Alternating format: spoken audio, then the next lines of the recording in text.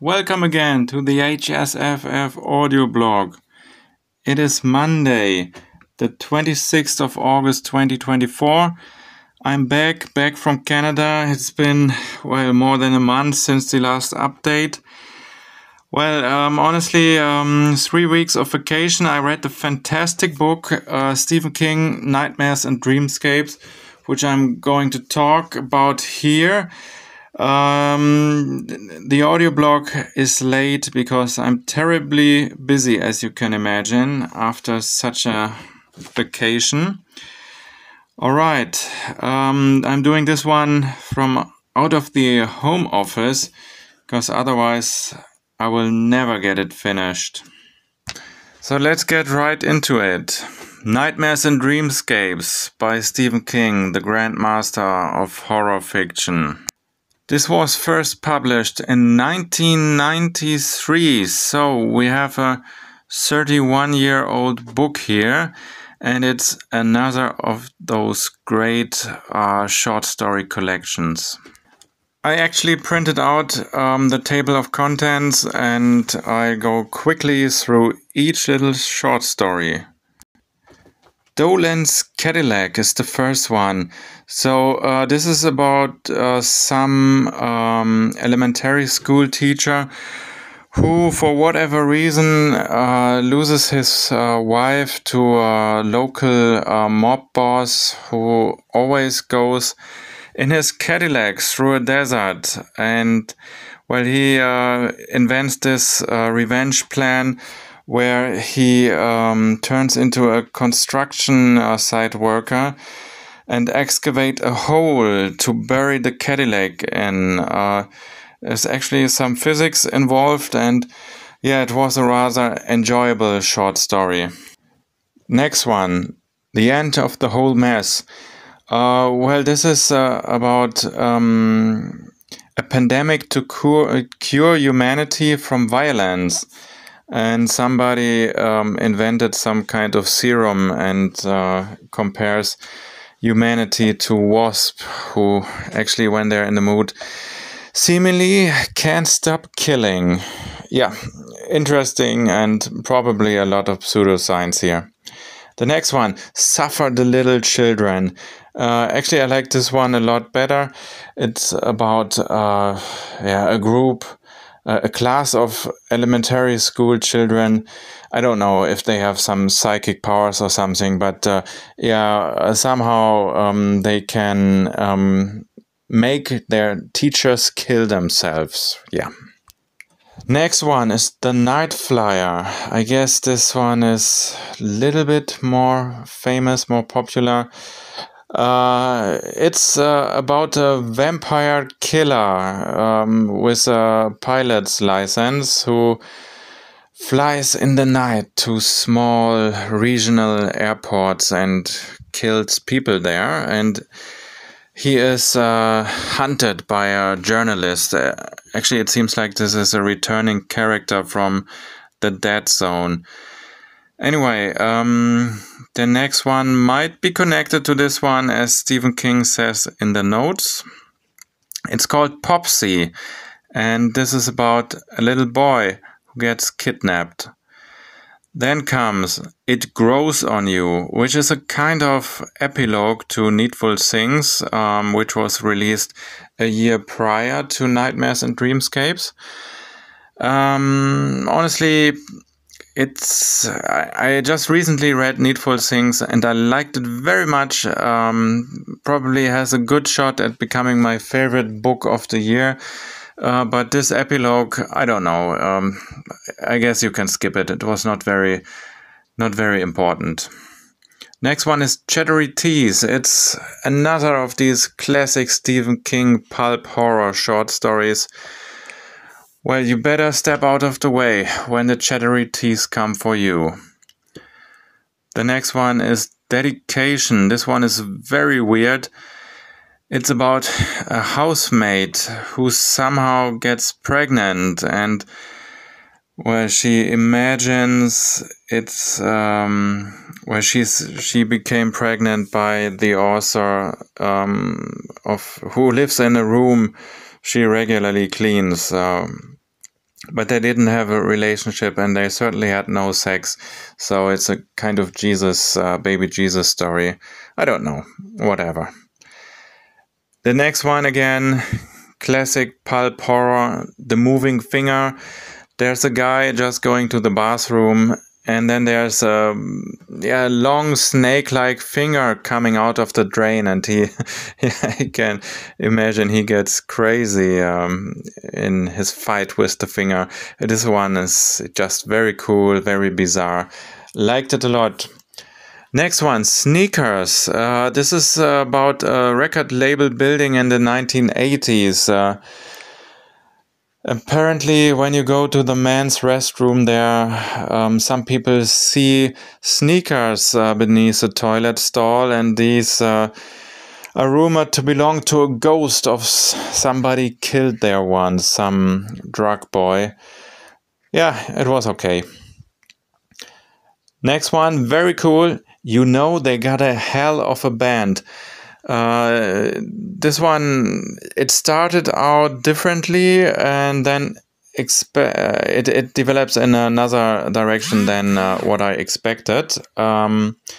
This is about a couple who get lost driving their cars through backwater roads in Oregon.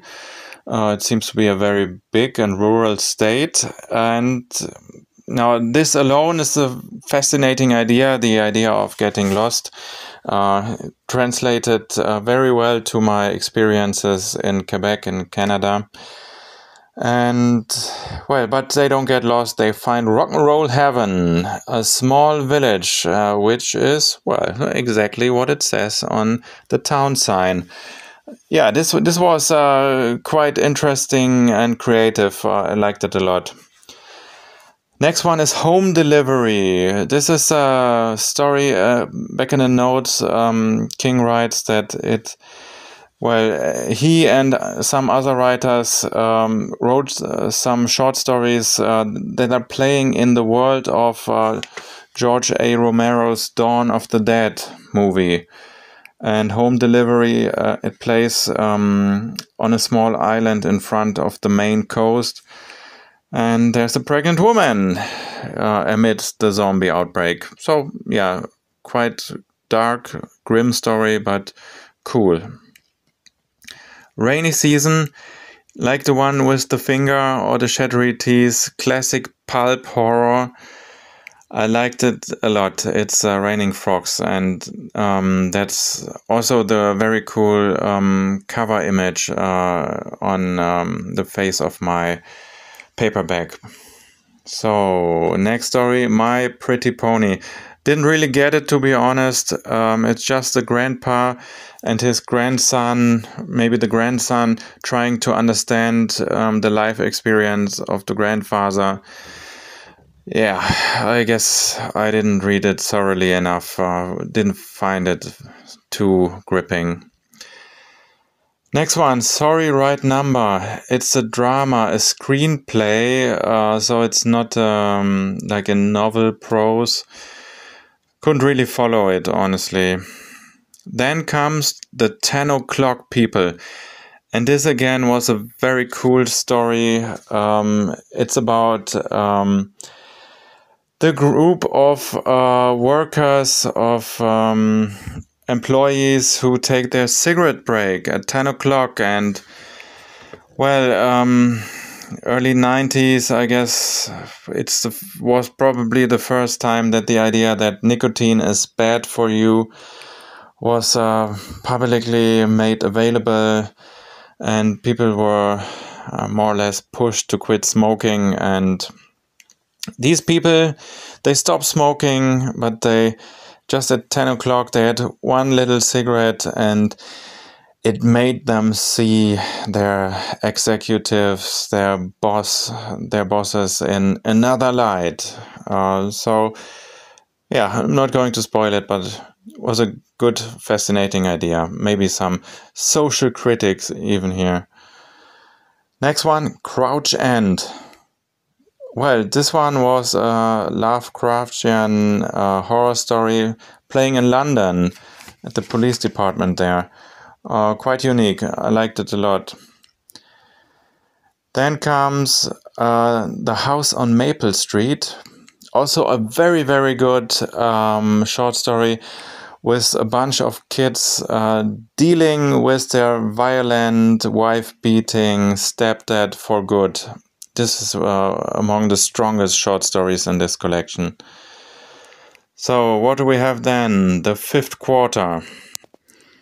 Yeah, this one, it was quite an atypical short story for Stephen King. It was an action story about some killers and mercenaries, and yeah, but I like those Jack Reacher novels, so this was good. It seems like Stephen King can even do that. Then The Doctor's Case. Now, this really surprised me. It is a Sherlock Holmes short story written from the perspective of his assistant, Watson. That alone is unique. So, yeah, certainly memorable. Then comes Amne's Last Case. This is... Well, you just don't know, let's say, the first half of it. You have no real idea where the story is going, but then it becomes mind-bending. And Stephen King also writes that he liked this one the best. Yeah, it's like, how do people say, breaking the fourth wall. So like this kind of story. I liked it. Head Down. Oh, well, this is a non-fiction article Stephen King wrote for the New Yorker magazine. It is about baseball. It is about his son's baseball club in Maine. Well, honestly, I'm from Germany. We play football, soccer here. I have no idea about baseball.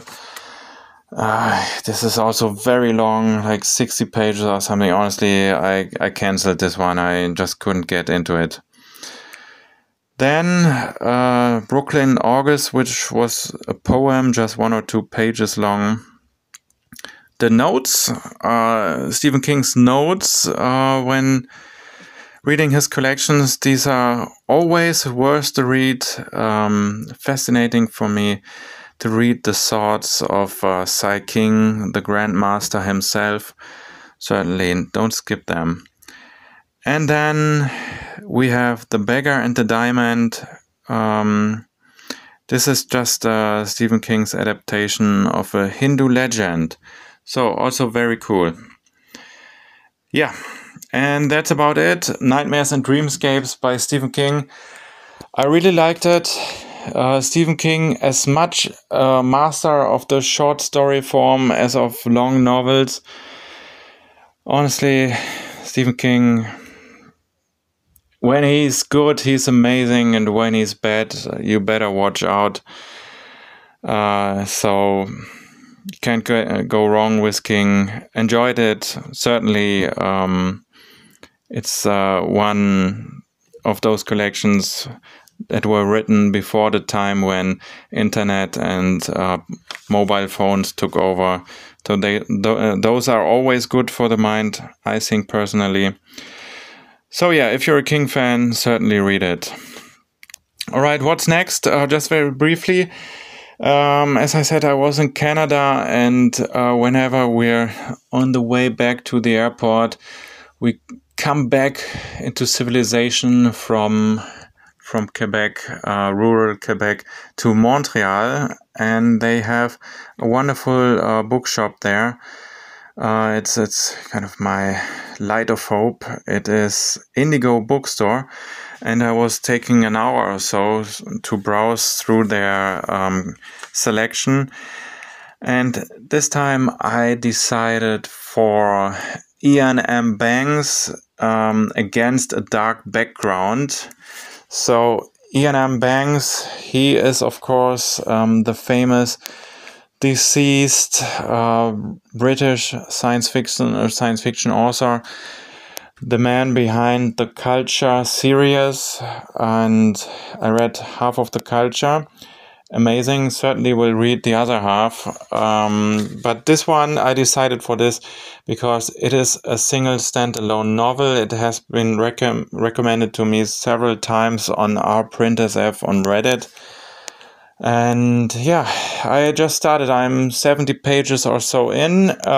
You have to say, Banks' prose, he is certainly, he demands a lot of attention. It's not something that you can read too easily, but like his ideas are usually worth it.